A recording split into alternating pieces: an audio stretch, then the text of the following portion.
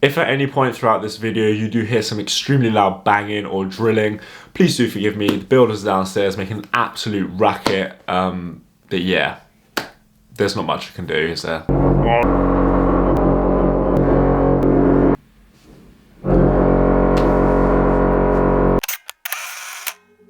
What is going on YouTube? My name is Ed. I hope everyone is having a fantastic day. This is going to be the first episode of a new series, which is going to be how to make money from investing into shoes. Let's get right into it.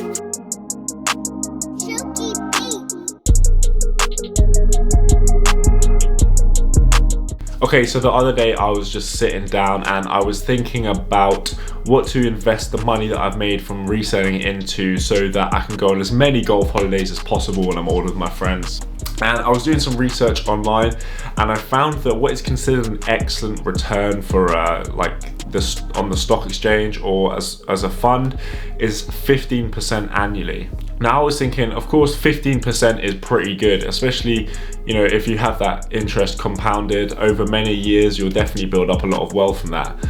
But I also thought I've seen shoes in the past go up way over 100% in a year, and I don't think that's particularly rare or that hard to predict. For example, the Air Jordan 1 the Air Jordan 1? Yeah, sick one, Ed. For example, the Air Jordan 1 Union, which came out in late 2018, November or December, I believe. At the time of release, in my size, it was selling for £600. Now, on the day, I was like, I got my pair and I was like, this is gonna be a £1,000 shoe. I have no doubts about it. And right now, today, I think the last sale on StockX in my size was around 1,500. It might have been 1,400 or something.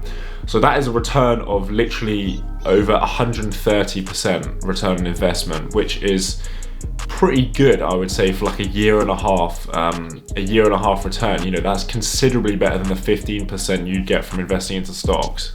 Another example is the Weatherspoons. I remember on the release day, the Nike Weatherspoons were selling for like £300 or £400 because I think they released earlier in the US, and now they've shot up to way over £1,000. Another more recent example is since the Last Dance documentary, the Jordan 1 Chicago has also shot up in price. Now, of course, not all shoes go up in value like that. I'm not going to sit here and say every single shoe is going to fly up 100% in a year, because that's just definitely not the case.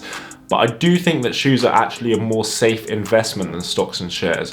I would say the general trend is that most shoes do go up in value over time. And I know that's the case with, good stocks, they will do the same. However, the really high performing ones will genuinely skyrocket in value. Now, we also saw the stock exchange get absolutely annihilated by coronavirus. Like, it just came in and just destroyed it. But with shoes, there was very little effect that the coronavirus pandemic had on it. And also, if anything, it was actually the flip side.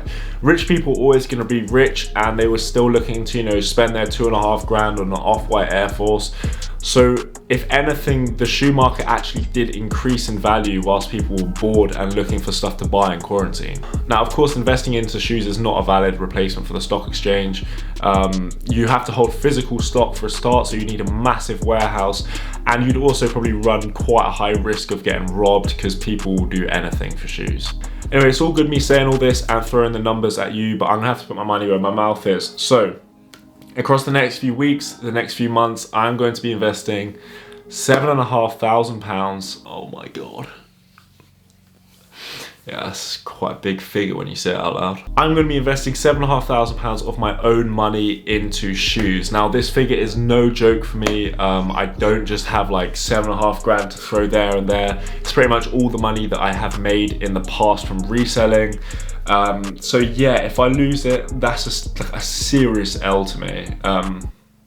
So this series will follow along my journey of the investment that I'm making, and I'll go into detail about my thought process behind the shoes that I choose to invest in, how much I'm going to pay for each shoe, and also a look at the platforms that I'm going to use to buy the shoes. So I'm not going to pick up these shoes particularly quickly. It will probably be done over a couple of weeks, maybe even a couple of months, and that is just because I want to get the best possible deal for each pair of shoes. Anyway, if you do want to follow along with the series, please do consider pressing subscribe.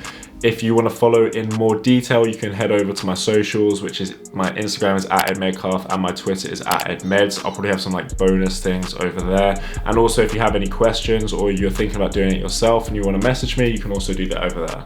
But apart from that, I hope everyone has a fantastic day and I will see you in the next one. Oh, this could go horribly wrong.